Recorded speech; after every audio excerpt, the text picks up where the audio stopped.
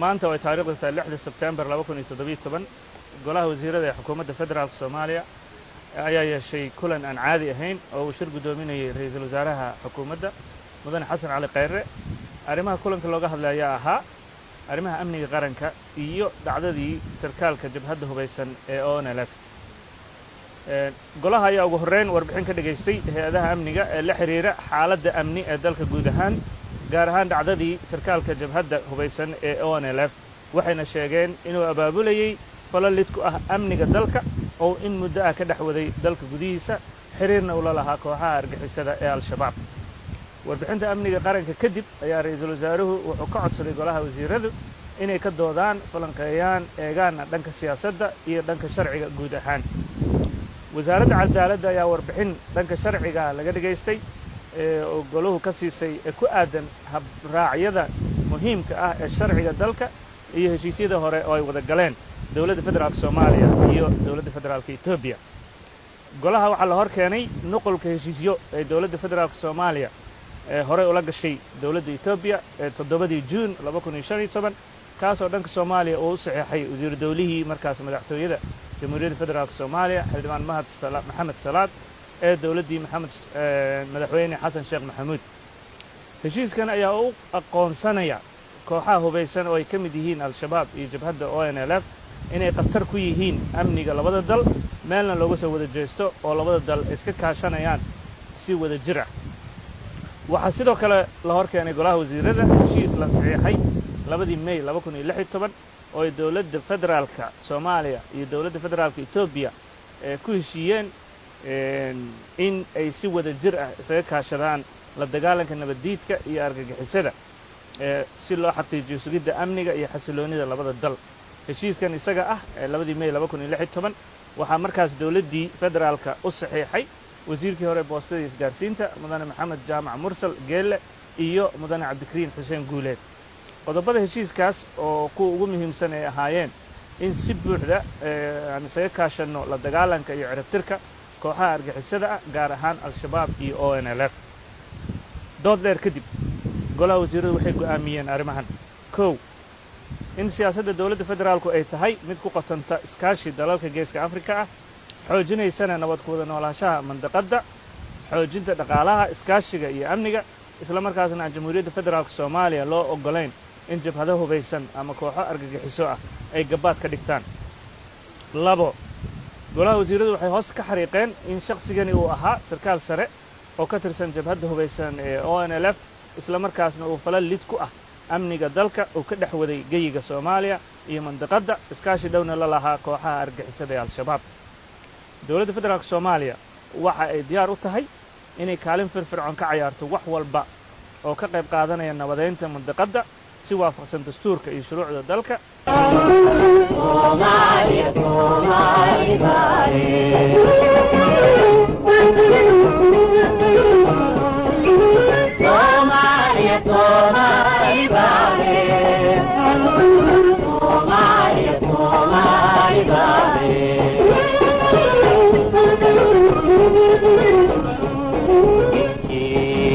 kala saar lahu kala sooco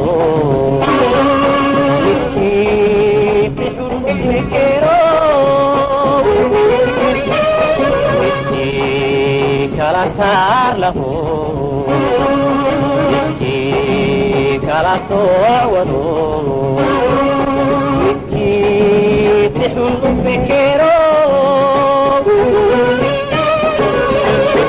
aday taladii ku tegto sidaad moodaysa mahe warhooy Soomaaliya Soomaali baale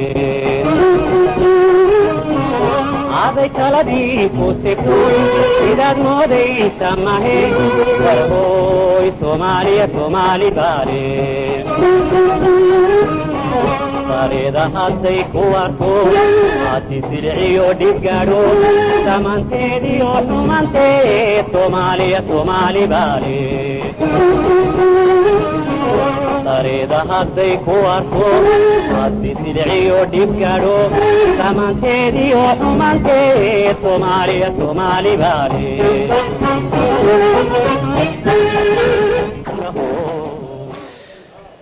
asalaamu calaykum waraxmatullaahi wabarakaatu kulanti wanaagsan daawadayaal ku soo dhowaada barnaamij gaara oo aan daaha kaga rogi doonno kiiskii la xidhiidhay taxanihii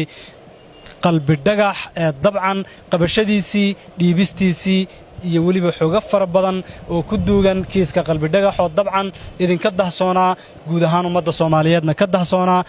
barnaamijku inta uu socdo waxaannu taxanaha silsiladda kiiska qalbi dhagax ku dul istaagi doonnaa ciddii amartay in loo dhiibo dowladda etoobiya ciddii markii ugu horraysayba soo qabatay iyo weliba sidoo kale laamihii kala duwanaa ee ka shaqeeyey in loo dhiibo cabdikariin sheekh muuse oo dabcan ahaa nin halgamaa in badanna dagaal kula soo jiray dowladda etoobiya kaasi oo bishii ogosto ee sannadkii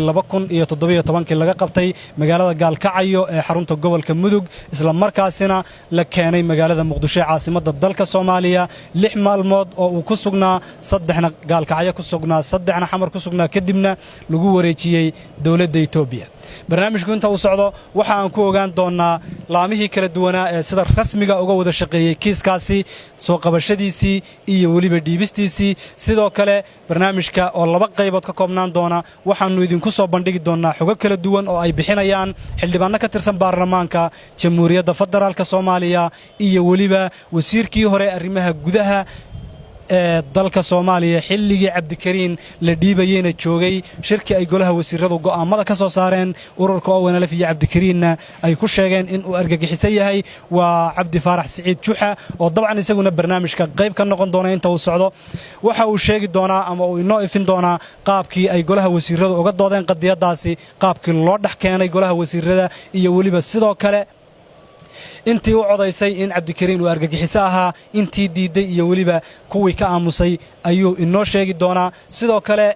xogaha ku jira barnaamijka waxa qayb ka in golaha wasiirada maalintaasi la keenay warqad ay soo qoreen laga soo qoray xafiiska ra'iisul wasaaraha iyo waliba xafiiska madaxweynaha Jamhuuriyadda Soomaaliya Maxamed Cabdullaahi Farmaajo taas oo golaha wasiirada looga akhriyay fadhigoodii lana sheegay in aan waxba laga bedeli karin waxna lagu dari karin waa sida uu hadalka u dhigay wasiir Juxa oo kamida dadka barnaamijkan aanu ku wareysanay haddaba barnaamijka 2 qaybood ayuu ka koobnaan doonaa qaybta koowaad ee barnaamijka daawasho wanaagsan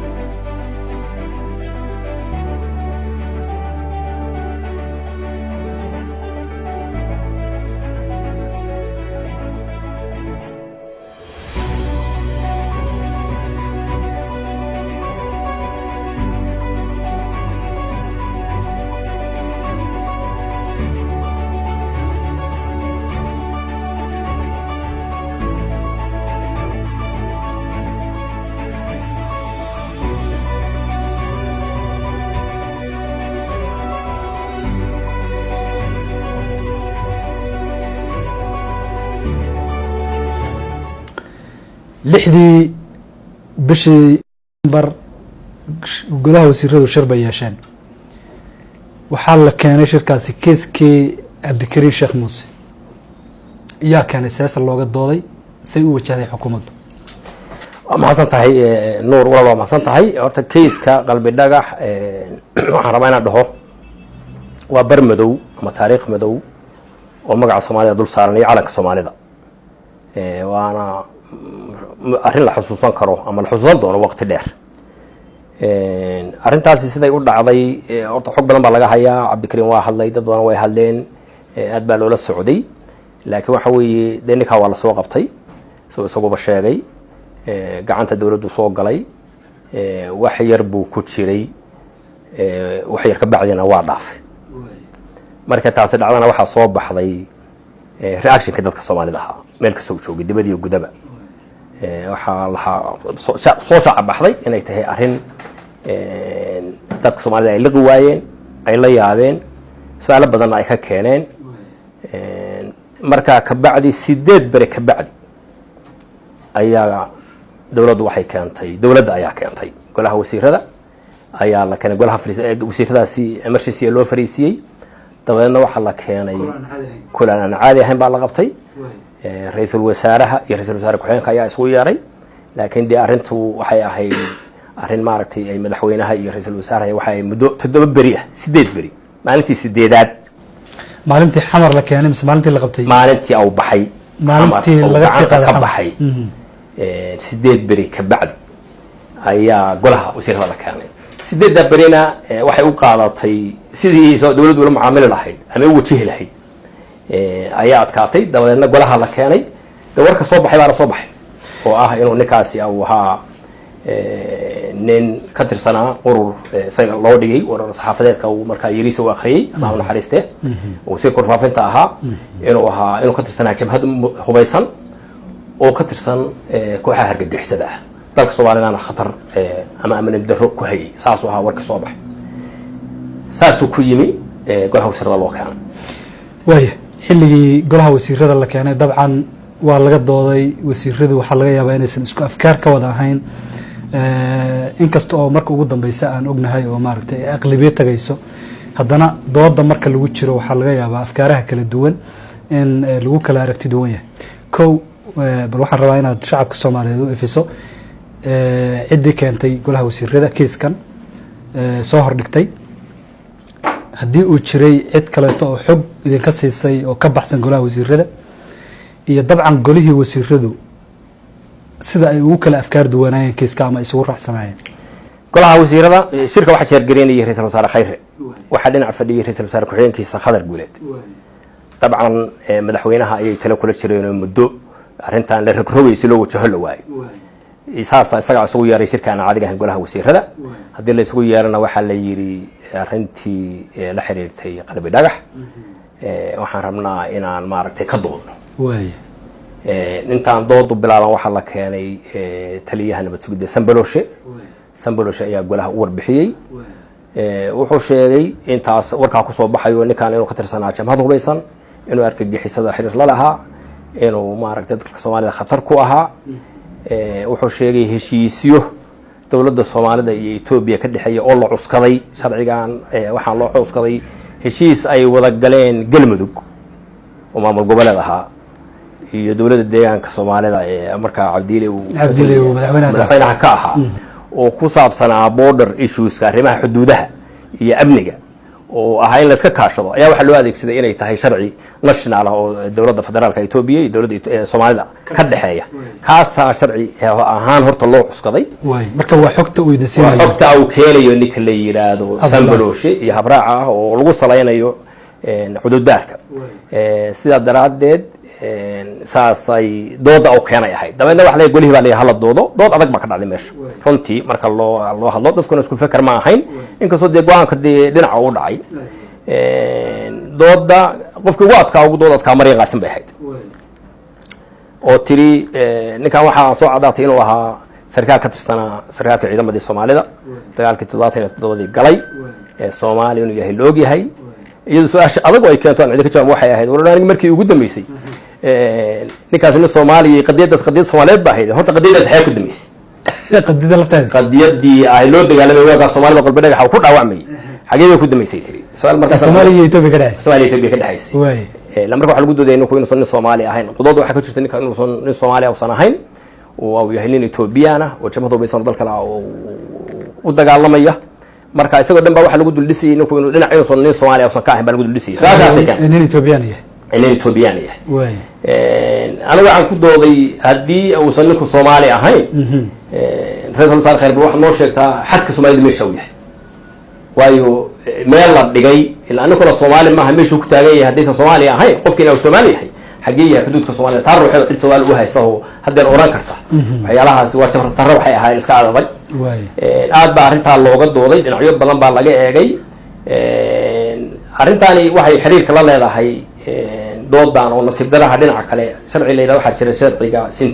sharciga wadaniyada ama citizenship law oo Soomaalida waanu iman doonaa sharcigaas iyo maaragtay bal waxa uu qeexayo wali doodan ku jira waxaan ugu maqaalaa markii la codeeyay in wasiiradii qaar diideen sida Maryan oo kale oo diidmo muujiyeen qaar inay aamus ay kaga jawaabeen qaybna ay gacanta u taageen in arrintaasi ay sax tahay ma ii sheegi kartaa inta wasiir ee ka aamustay iyo inta wasiir ee maaragtay diidmo ku muujisay haddii maryan ay cid kale ku wehelisay horta doodda markay 2 saac socotay 2 saac markay dooda socotay oo dhinac walba waxa laga rooyay oo qofba waxyay yiri oo dadku badanaaba isku raacsanaayeen ninkaan dee sida uu sanbalooshay iyo golaha wasiirada ay ra'iisul wasaare soo bandhigay uu yahay dadna si kale ay uga doodeen oo aniga maryan qaasim aan ka mid nahay baa waxa la yiri baa ra'iisul wasaare ku xigeenka halka waxa ugu jirtay warqad daraafti ah oo soo qoray waxa aanu doodayno anagu moogtahay waxa lama hor dhigay mawduucan baa afkana oo ka sheegay doodii markay dhamaatay warqadda la soo saaray waxa la yiri haye warqadan waxa idin akhrinaya go'aankii mahdi baa soo saaray mahdi baa soo saaray ra'iisul wasaare khayr waa dhinac fadhiya mahdi baa akhriyay markuu akhriyay buu yiri hal codeeyo waxaan ku leeyahay maxaa laga doodaya 2 saac loo fadhiyay waa arinta waxa la isaga weydiinayay marka go'aankan warqadda ku qoraya soo saaray go'aanka waxa toddoba beri baa arrinta waxaan ku yiri ay waxay ku jirtay see laga yeelaa dabcan ra'iisul wasaaraha iyo madaxweyne ku-xigeenka iyo waxaas bay gacantooda ku jirtay arrinta meesha ka soo baxday waxa weeye golaha wasiirada marka in loo arkayay meesha in warqadda la mariyo go'aanka waa la gaaray arrinta faraha ayay ka baxday sharciyada baa loo raadinayay dabadeedna go'aan la soo gaaray ayaa golaha wasiirada la keenay markii doodii dhamaatay 2 saac la doodayay ayaa warqadan la soo akhriyay ra'iisul wasaare ku-xigeenka akhriyay hal la codeeyay waxaan ku leeyahay maxaan ka codeeynaynay bahalkii kadoodeeyna maanta dhan hal koomo suurtagal ma ahayn in laga bedelo wax kasta aad dhahdid iyo wax kasta oo la cuskaday tabana codki baa la geliyay doodii waa dhamatay 2 saac la hadaayay maryan qaasib waa diiday anigu waa ka aamusay intaan aad uga dooday waan ka aamusay Omarna waa ka aamusay saddexdayada aniga wasiirka adi iyo Omar wada aamusteen waa aamusnay maryan qaasibna way diiday aadiye inta kale oo codays inta kale waa isku raaceen dabana yariiso baa la yiri akhri oo warka ka soo baxay meesha laga akhriyo communique ka dhacay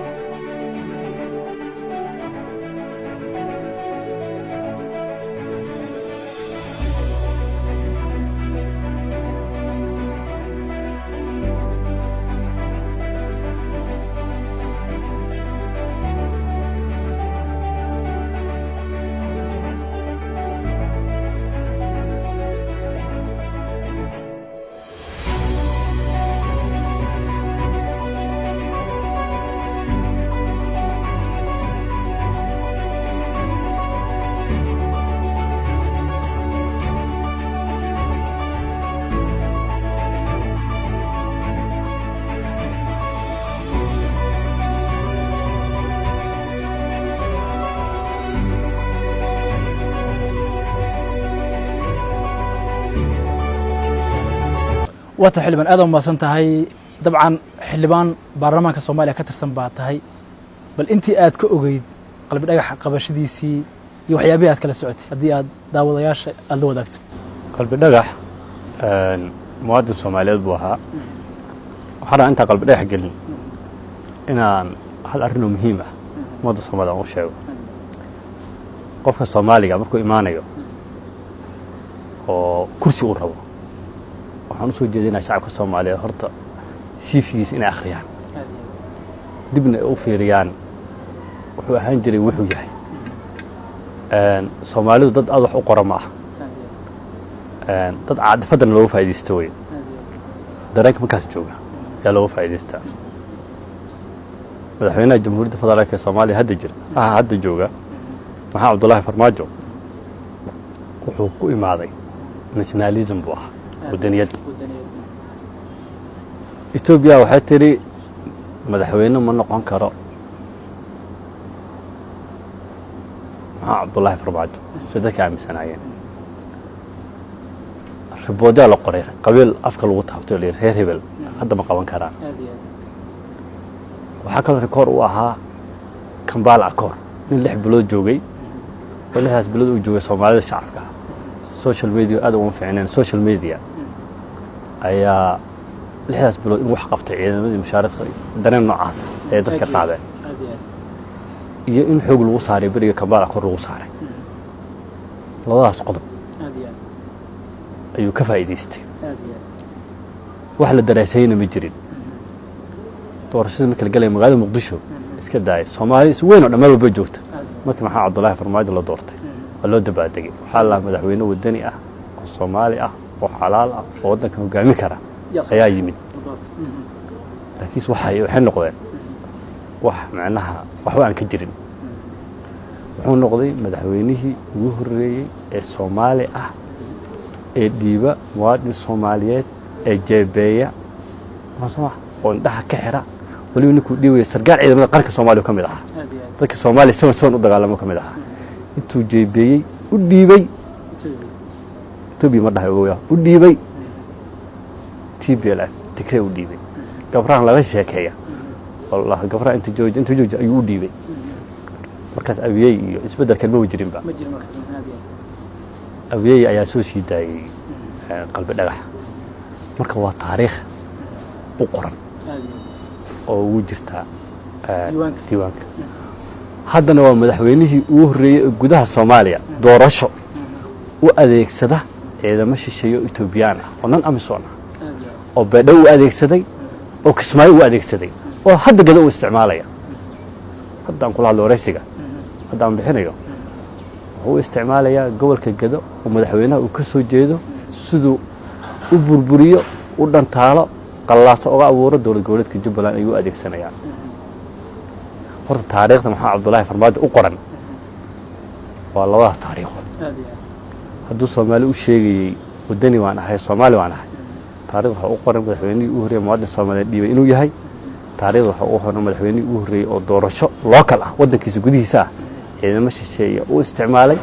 تبيانه ونن أمسونه وكو أفضل مشارحين ودمعك وكلا إنه كو أفضل صورة جلوي ويسوس كعابيان وهذا الولي سيوضع مركا هنكي iyo rajadii laga lahaa hogaaminta maxamed cabdullaahi farmaajo waddaniyad iyo nationalism ahayd halkaas ku dhimatay waxyaabaha qaar iyo talaabooyinku qaadayso la isma dhihi karo waxa uu arkay in madaxweynaha isaga ay caqabad ku yihiin caqabad fiili rabitaan shacab buu ninka ku imaaday shacabkii rabitaankiisa ku imaatay haddii adiga aad u adeegsanaysid ciidamo shisheeye ciidamada alehed waa Soomaaliya ani fargelin uma baahni waa in aan fargelinta laga daayaa dawladda waxay aad u sheegtaa dawladda Soomaaliya waa in fargelinta laga daayaa asagii waa fargelin isticmaalaya madaxweynihii laha fargelinta laga daayo ayaa dawlad goboleediisii shacabkiisii ciidamo shisheeye u isticmaalaya marka asna wuxuu leeyahay dawladaha shisheeye fargelinta iga daayaan asna fargelinta asaa wado dadkiisu u isticmaalaya waa isduqeynta meesha ku jirta waxa kale oo cajiib ah wuxuu noqday madaxweynihii ugu horreeyay burburkii kadib ee shacab Soomaaliyeed oo naqoteen saaray dawlad goboleedka Jubbaland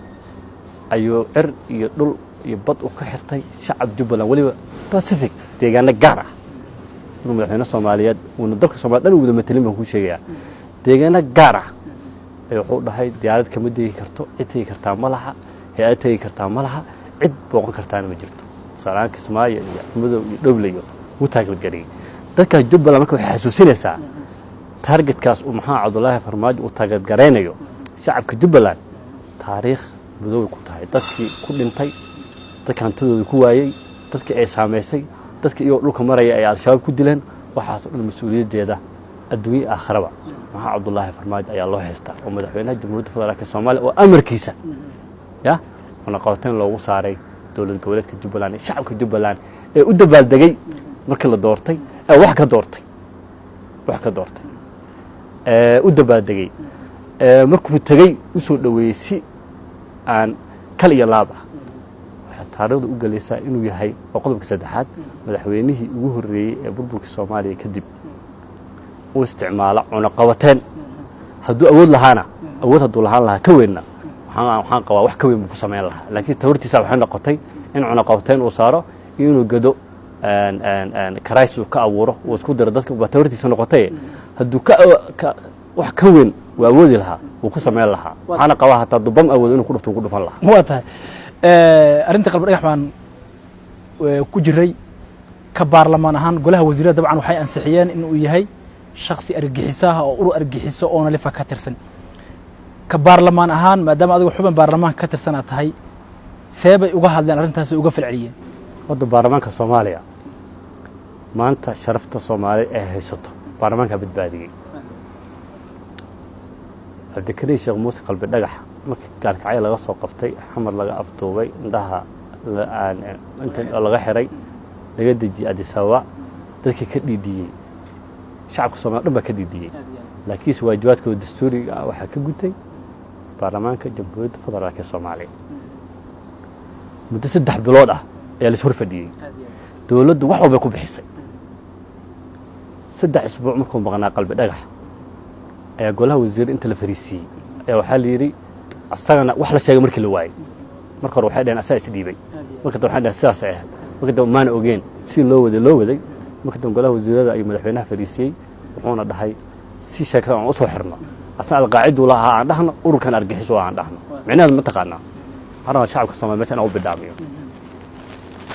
macnaheedu waxa weeye qadiyadii Soomaaliyeed laga soo bilaabay Axmed Gurey ilaa Sayd Maxamed Cabdulla Xasan ilaa Maqtal Daahir ilaa 77 silsiladii soo socota ummadii Soomaaliyeed ku baabaaday guri walba Soomaaliya laga dhintay meeshaas kulligood argagixisay weeyaan waxay ku dagaalamayeen waa baadil gabdhihii iyo wiilashii Soomaaliyeed qaaliga wadankaas ku dhintay xoreyntiisana waxay ahaayeen dhiigooda hadal dad argagixisa ah oo qaacida ahaayeen way macnaheedu waa sidaas bay noqonaysaa marka la fasiro ilaa ay hadda golaha wasiirada ee Jamhuuriyadda Federaalka Soomaaliya saas ugu qoran baarlamaanka Soomaaliya ayaa aqlabiyad ku soo saaray in oo lafna argagixisa ahaan qalbi dhagaxna sharci darro lagu dhiibay muwaadin Soomaaliyeed oo ah baarlamaanka Soomaaliya waxyaabaha taariikhda uu ku galay baarlamaanka Masiriga uu gaaray ayaa ka mid tahay maantana ceebtan kula jiri lahayn maxamed Cabdullaahi Farmaajo iyo dawladdiisa hadda baarlamaanka Soomaaliya go'aankaas uu gaari lahayn laakiin waxaan Ilaahay ku mahadinaa in Ilaahna waafajiyay aan ka dhiidinay anoo risk ku galnay security ah anoo dad badan oo xilwaana lagu handaday iyadoo culays badan la saarayay iyadoo wax walba la soo isticmaalayay ayaa haddana baarlamaanka Jamhuuriyadda Federaalka Soomaaliya arrintaas uu ka dhiidiyay uuna meel marsiiyay si aqlabiyad ah go'aan sharafeed oo taariikheed ummadda Soomaaliyeed damiirkooda wali inuu nool yahay haddaysay waana ayay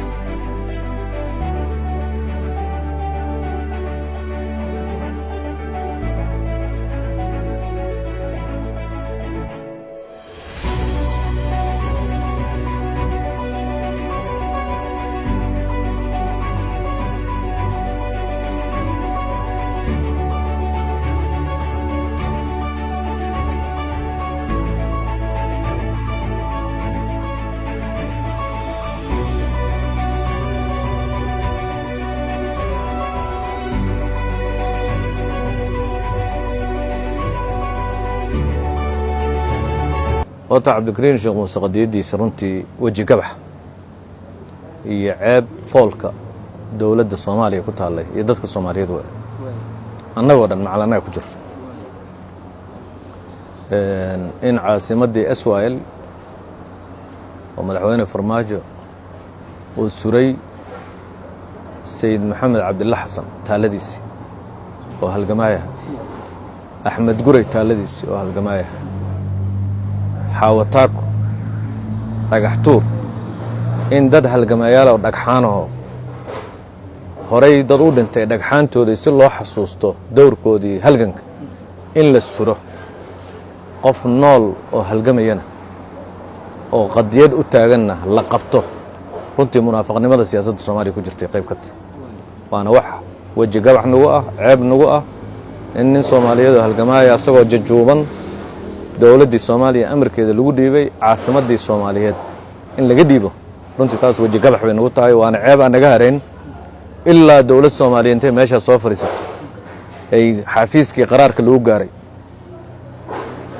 iyo intii soo abaabushay aan loo maxkamadayn xafiiskii qaraarkaas lagu gaarana qaraar ka duwan kii oo lagu beeninayo uu soo ka soo bixin weji gabax bay nagu tahay runtii arrintaasi waana midda annaga nagu dhiirigelisay inaanan ilmaheenna soo socda aysan mar dambe aysan u shallaayin waagaas nimankii joogay war go'aankaas kuwii gaaray kuwii kaloo la noolaa maxay go'aanka loo gaari waayeen oo la tuso dad Soomaaliyeed oo kale inay jiraan runtii waana inta yartahay hadda lagu badbaadaan islaana baarlamaanka Soomaaliyana dee go'aan fiican buu ka gaaray bishii Oktoobar aniga waxay la tahay looma mas'uuliyadaasi madaxweynaha iyo ra'iisul wasaaraha Soomaaliya gaaray ayagaana wax laga weydiinayaa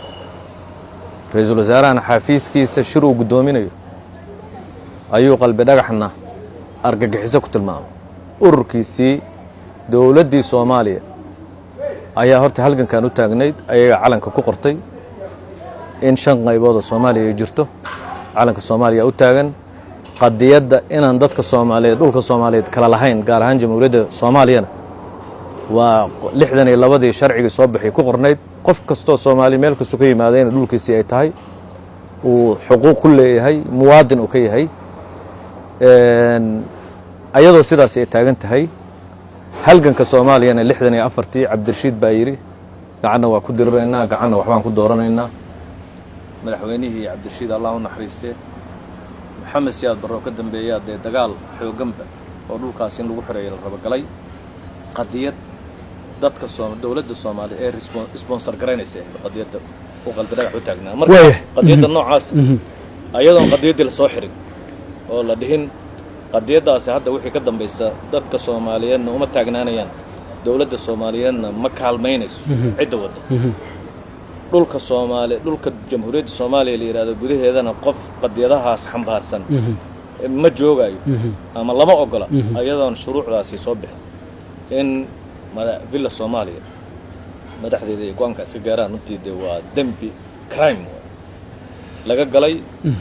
hal qadiyad Soomaaliyeed qof Soomaaliyeed lagu sameeyay urur Soomaaliyeedna oo qadiyad u taagnaana yani argagixisada al-shabaab oo dadka leynayso kale in lagu tilmaamo يعني intaas marka waxaan isleeyahay mas'uuliyadeeda amarka madaxweynaha iska lahaa qaraarka ra'iisul wasaaraha iska lahaa golaha wasiiradu niman la camriyaala oo la haystayaal iska ahaayeen hal gabar kaliya hadiiday qadiyadaas oo tiri waxaasi gabadha Maryan Qaasim la yiraahdo inta kale oo raganimada sheeganayso hadda golaha wasiirada ka simida ama kuwa xilkaas ka dagay runtii foolkooda taariikhda Soomaaliya waxaan qabaa intii shirkaas fadhiday in lagu qoro baal madow oo ummadda Soomaaliyeed Maryan Qaasim mooyaane laba wasiir oo kale ka amustaajira la yiri laakiin Maryan way badiiday qadiyada way ka hadashay labada wasiir ka amustay ma sheegi kartaa ma sheegi karo ayaga un baa sheegi doona qaarkood way sheegeen laakiin intii shirka fadhiday gabadhaas inta ka ahayd waa in lagu qoraa inay dambi ummadda Soomaaliyeed ka galeen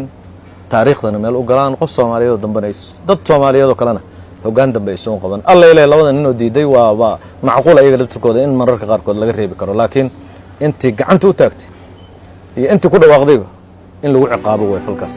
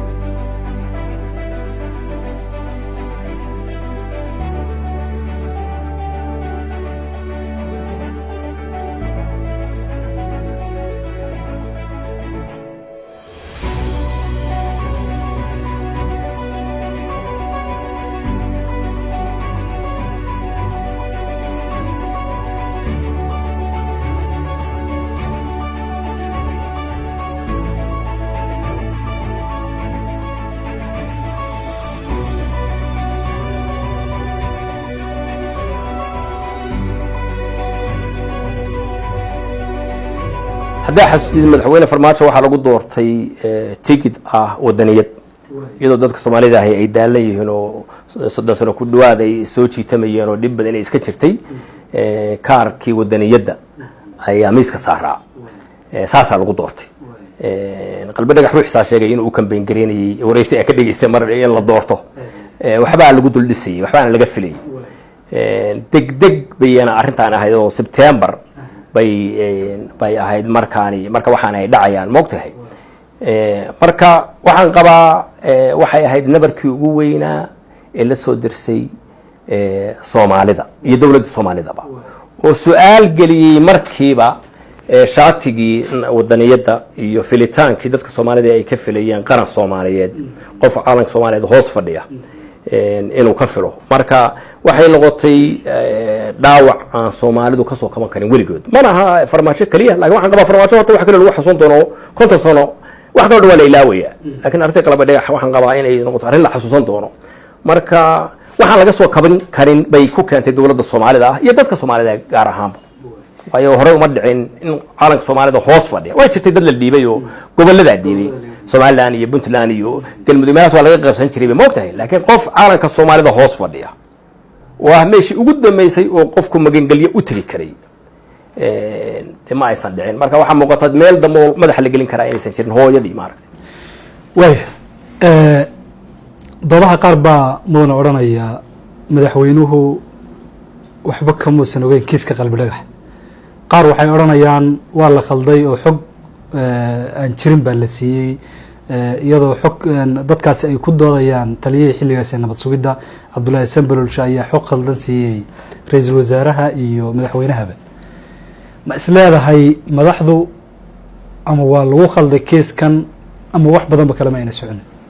madaxweyne farmaajo isagaa la doortay isagaana loo doortay Soomaaliya isagoo wax la bidayay wax kasta oo kale oo cid u sheegto ama aysan u sheegin mas'uuliyadda kama qaadayso kiisku wuxuu ku bilaabmaya kuna dhamaanaya ana sayla tahay madaxweyne farmaajo dabcan waxa la wadaaga wixii talada kula jiray madaxweynuhu marka arrinta waa ogaa si markii hore si kastaba ku gashay arrinta wuu ogaa wuu ka fekeray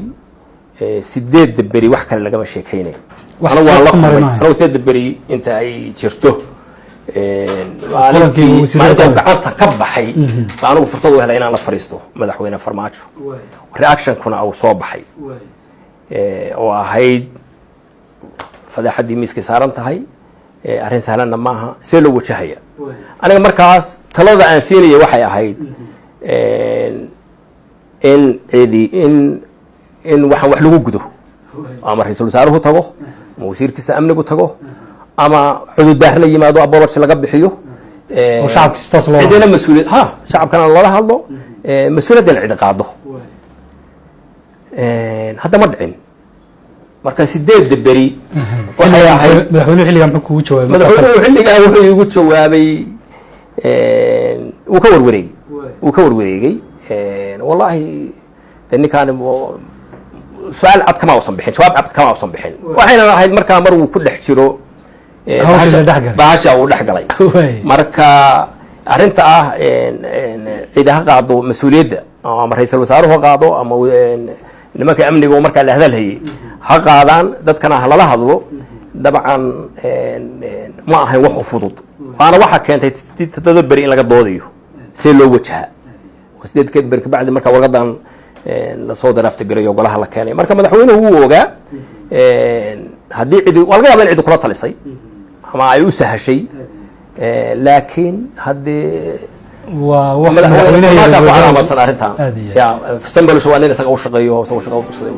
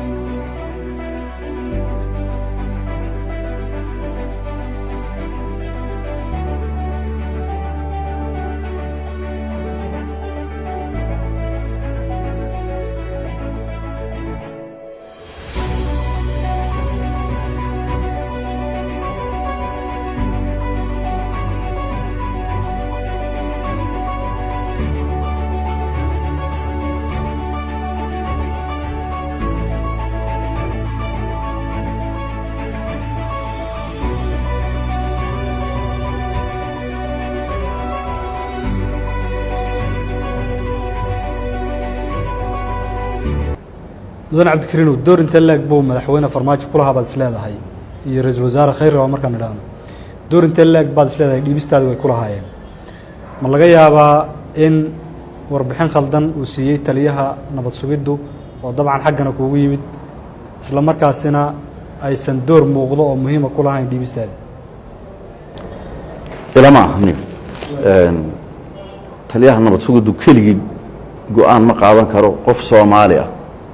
heerku doonaba ha ahaado loogu dhiibi kara cadow dadkaaga qof ka mid inaad dhiibto waxay la mid tahay dhammaan dadkaaga inaad bixiso qorshe iyo tallaabo intaa leeg ma qaadi karo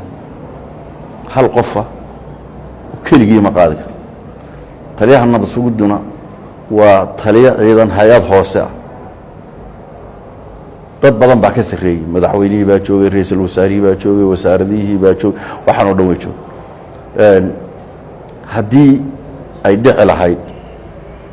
maalmihii hore oo la dhihi lahaa gaalkacyo markaan joogay halkaasaa laga dhiibay suuragal way noqon lahay laakiin intii xamar la keenay kiis wuxuu ahaa la wada og yahay Soomaalidu wada og tahay oo dawladdu og tahay oo madaxweynuhu og yahay oo cid walba ay la socoto oo ogahay madaxweynaha in erga ugu tagto oo ninkaas siida baarlamaanka labadiisa golaba way ku jireen odayaal baa ku jiray ganacsata ku jiray dad eheliyad iyo qaraabaha u tagay wax walba u tagay waxa soo dhan uu ka diiday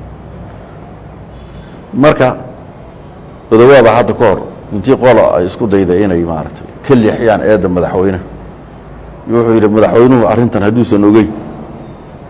hadduu ogaabiyo waa masiibo hadduusan ogeynna wayba ka sii daranta waa masiibo kale tallaabooyinka intaa la eg madaxweynuhu mudane cabdiraxmaan odawaa wasiirkii hore ee arrimaha gudaha madaxweynuhu marka tallaabadan intan leeg iyo qorshahan intan leeg la-aantii cid qaadi kartay ma jirto hadday dhici lahayd oosan raalli ka ahayn daqiiqada kadib markuu ogaaday ninka la yidhahdo ii sheegay sambalooshe wuu qaban lahaa xilku ka qaadi lahaa gaal shir u dhigi lahaa maxkamadna u geyn lahaa iyo intii ku lug lahayd oo dhan tallaabadaasu qaadi lahaa isaguna wuu badbaadi lahaa etoobiyana ergu uga daba tegi lahaa dhihi lahaa war waxa dhacay waa arrin gaf iyo khalade dal xor ahaan nahay saaxiib baynu nahay noo soo celiya ninka annaga waddankii dawladka hay-adahanagi garsoorka haddii xeerarka nagi meesha waddanka annaga adka yani wax badan buu ka hadlay marka si rasmiya inuu arrintaa isagoo amarkeeda ugu dambeeyey iyo saxiixeeda laha shaki igagama jiro qofkii shaki geliyaana waa qof isku dayaya inuu dembi muuqda marada saaro oo ummadda inteeda kale aan ixtiraamaynin runtii saan aan ugu arko kiiska laakiin laa shaka inuu isagu mas-uuliyaddiisa inuu leeyahay wahagaag sambaloosha door intaa leeg ka qaataa isleedahay waxaan isleeyahay door firfircoon mar taladu wax ku lahaa mar waa laga yaabaa inuu xogo badan oo dheeraada oo xogo sirdoona uu leeyahay waxaan isweydaarsanay Ethiopia information khaldanna oo madaxda qaarkeed marmar siin karo u dhigi karo waa layla soo hadlay ciidamada sidan weeye aan dadajino hawsha aan dadajino culays iyo kulayl badan baa ina saaran waa laga yaabaa uu la hadlayay saraakiisha sirdoonka Ethiopia aad bay isugu xidhnaayeen waana ogaaday inay saaxiibo ahaayeen marka cadaadis xagga ka imanaya inuu u soo gudbinayo mararka qaar waa suuragal dib markaan adigu tiyadii dambana xoga saas waa ban helayay ta kale ra'iisul wasaare xilligaa jiray Xaylan Maryan Dhasalay wuxuu si toos ah ula soo hadlay ra'iisul wasaare ha Xasan Cali Khayre si toos ula soo hadlay sida aan ka helay xogta qoliyii laftigoodii saan ka helay dawladda oo ula soo hadlay laakiin si rasmi ah inuu Xasan Cali Khayre ula soo hadlay xogta waan helay waxay leedahay muddan hadda jooga Soomaaliya waan imid dalkaygii dawladdeedii rag badan baan iska aragnay macluumaadyo badan baan helay marka inuu la soo hadlay waan ogahay waliba waa suuragal madaxweynahana inuu la hadlay aad bay suuragal u tahay maxaa yeelay qofka la doonayana waa la yaqaanaa dhulku yahay iyo Ethiopia qiimaha aan anigu ugu fadhiyey dagaalkan kula jiray iyo waqti badan bay raadinaysay 10 milyan bay madaxa iga saartay wax walba ay saartay dhowr iyo 20 sano la dagaalamayay jidii jaha waanu kala bixin weyno xulkeedii iyo saraakiisheedii iyo ciidamadeeda xagtaanu marino waan fashilay yaani wax walba dha marka ani kaliya ma aniga saaxiibada qiimahan ugu fadhinay waan naqaanay Ethiopia iyo lacagihii nala dul saaray iyo qiimaha inagu bixinaysa waan ogey marka bacdama dadka saasa gacanta lagu hayo cid walba in lala xiriiray loona aaminsan yahay waxaan uu yahay dawlad is adkeyn karta oo waqti qaadan karta wada hadal marka si loo dedejiyo cid walba inuu la hadlayno waan aaminsan marka xilliga uu la soo hadlayo waxa lagu sheegay xilligii aan xamar inta laga soo dhoofin maalinka u horeysay la keenay ama maalinka ugu horeysay ha jamca la keenay ama jamcihii ama sabtigi midkood oo qeydin axadina go'aanka waa la qaatay axad go'aanka la qaatay sniintii subaxdeedii markii salaada la tukaday waa la kalihiyay waa hagaag daawadayaal intaasaan ku soo gabagabaynaynaa qaybta koowaad ee barnaamijka taxanaha kiiskii qalbi dhagax oo dabcan aad ku daawateen xogo badan oo kala duwan taasi oo ay kaga waramayaan xildhibaano jamhuuriyadda federaalka baarlamaankeeda ka tirsan halgama qalbi dhagax oo laftiisa ku jiray barnaamijka iyo waliba wasiirkii hore arrimaha gudaha Cabdi Faarax Siciid Juxa oo isaguna barnaamijka qayb ka ahaa intaan barnaamijkan qaybta labaad isugu soo noqon doona waa Nuur Maxamed iyo tiimkiisa oo idin la sidaas iyo nabadiino wassalaamu calaykum wa rahmatullaahi وبركاته.